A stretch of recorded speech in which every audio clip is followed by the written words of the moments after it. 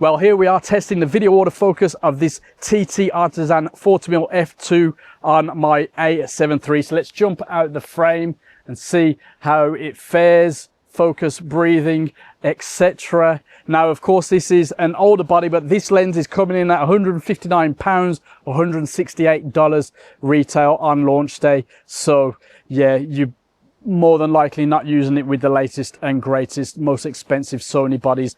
Yeah, but I love my A7 III. Next, we're going to look at this thing up close, see what's up there, and then I'll get out and have a good play for a month or so and then put my thoughts together. More importantly, it will be over to you in the comments to let us know what you think. So yeah, let's just crack on.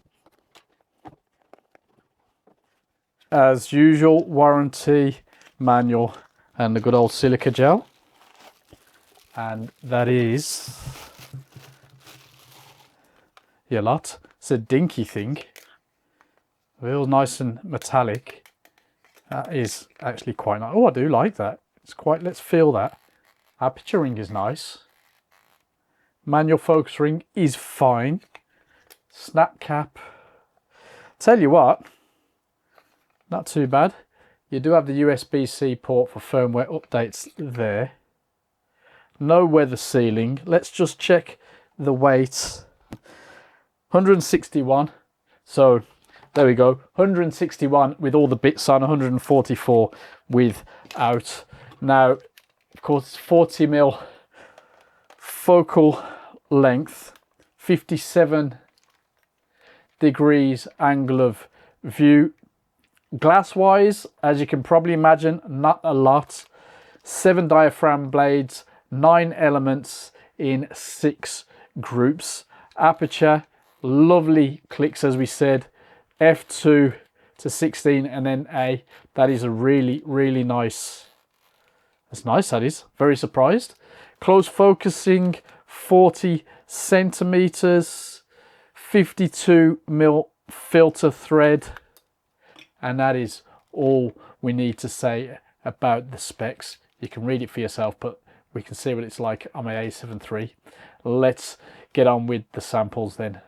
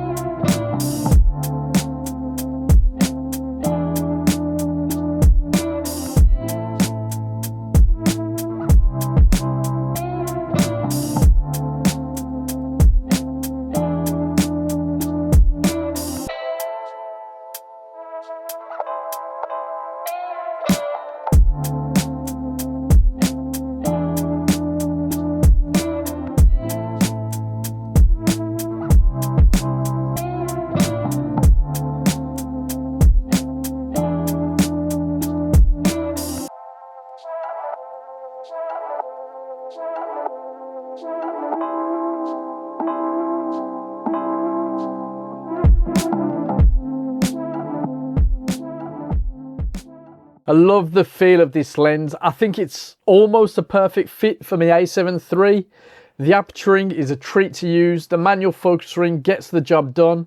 In less happy news, I'm not convinced the autofocus is where it should be, and the snap-on cap doesn't fit quite as short as I like, but I guess I'm being a bit picky.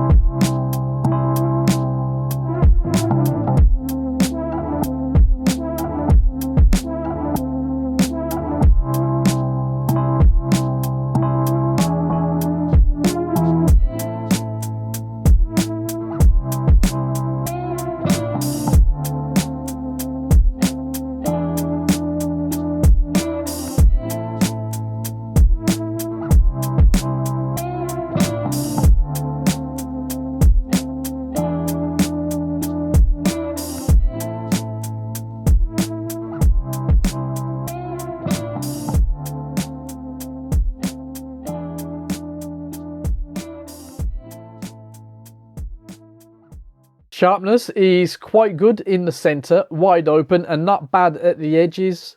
Color rendering is good, as is contrast. Barrel distortion is there if you go looking for it, and fringing is also noticeable.